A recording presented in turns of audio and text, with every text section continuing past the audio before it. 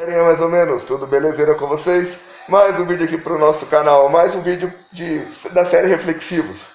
Só que esse eu vou fazer uma introdução diferente, que é o seguinte: já ouviram ou conhecem uma música do Cazuza que fala o seguinte: eu vejo o futuro repetir o passado, eu vejo um museu de grandes novidades, tempo não para.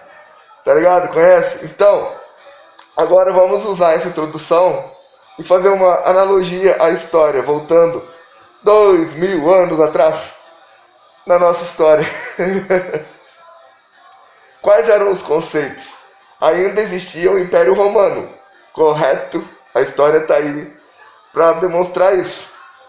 E o que era o Império Romano? Ele se estendia pela Europa inteira, praticamente, o norte ali da África e um pedaço da Ásia.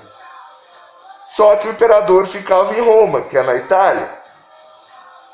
E de lá ele ia viajando pelo seu império, mas ficava mais lá do que viajava.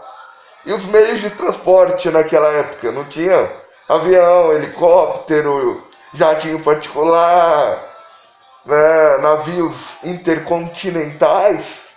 Então assim, era só charrete. Meio de transporte daquela época, carroça, charrete, essas paradas, né? Carruagem, que assim, mesmo uma carruagem é o quê? São cavalos puxando uma estrutura ali onde o ser humano vai dentro. A diferença é a elegância da bagaça. Mas enfim, então, quais profissões existiam? Porque o povo era livre, porém servia ao imperador. O povo seguia as regras, as ordens, os conceitos morais que o imperador impunha. Tudo que o imperador impunha, o povo seguia, como sendo o correto. O imperador era tipo o representante de Deus na terra. Era o grande nobre, a nobreza, o rei da terra, o dono do mundo, praticamente. E tinha todo mundo que obedecer a ele e seguir os conceitos dele. Isso numa fase longa, né, que foi a fase do Império Romano. Porém, 2000 anos atrás, era o finzinho dessa fase. E tinha acabado também a fase das cruzadas. Para quem não se lembra das cruzadas, eram justamente o Império, por exemplo, antes do Império Romano dominar toda a Europa, em cada região ali tinha o seu líder, o seu dono, tinha mais de um imperador, um ia degladiando com o outro e ia conquistando terra. Ia se expandindo, né? O exército que perdia a terra. Então, o que aconteceu? Nessa época surgiu uma instituição de líderes religiosos que tinham bastante adeptos, porque falavam de um outro Deus, de um Messias que estaria para vir para ajudar eles, que eles estavam defendendo a causa certa, que os imperadores eram abusivos e não sei o que e tal. Só que acabou nessa fase após a cruzada, essa instituição se aderiu ao Império, se tornando uma instituição apostólica romana. E o imperador ainda mandava, ainda existia o calendário. Já estava no ano 3000 e cacetado do calendário juliano, que era em homenagem ao imperador Juliano. Não lembro o nome completo do imperador, mas se você for buscar a história aí, tem os registros históricos aí, consegue achar.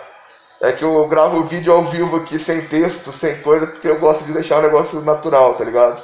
E eu não vou mexer ali no Google agora pra pausar o vídeo e ir lá. Mas o fato mais importante é que era o calendário juliano em homenagem ao imperador. E se trocou esse calendário juliano, depois dessa parceria da instituição apostólica romana, da igreja apostólica romana, se aderir ao Império Romano, colocaram, agora nós seguimos o calendário nosso atual, é o calendário gregoriano. E esse fato, essa mudança, se deu no que seria o ano 325 desse nosso calendário. Ou seja, se você for buscar a história, existe uma controvérsia de datas aí. E existiu um fato importante nessa época também, mas Vamos contestar outras questões depois. Nessa questão da profissão, o povo trabalhava, juntava a tua grana e pagava o imposto para o imperador. E pagava o imposto para a instituição, a Igreja Apostólica Romana. Porque era isso que Deus queria. O Deus que a igreja pregava. Só que se você pegar a Bíblia, na terceira epístola de João, fala que a igreja não recebia Jesus e seus apóstolos. Se você for ler as coisas que estão na Bíblia, você vai ver que tem umas certas controvérsias aí que se encaixam muito bem nessa história que eu estou contando para vocês. Da questão política, de poder político e tal. Por quê? É um absurdo, os hereges daquela época, foi nessa época, no ano 325 do nosso calendário, que foi o Concílio de Nicéia, onde surgiu a Bíblia, e foi na época que teve ao início a Inquisição, caça às bruxas, essas coisas.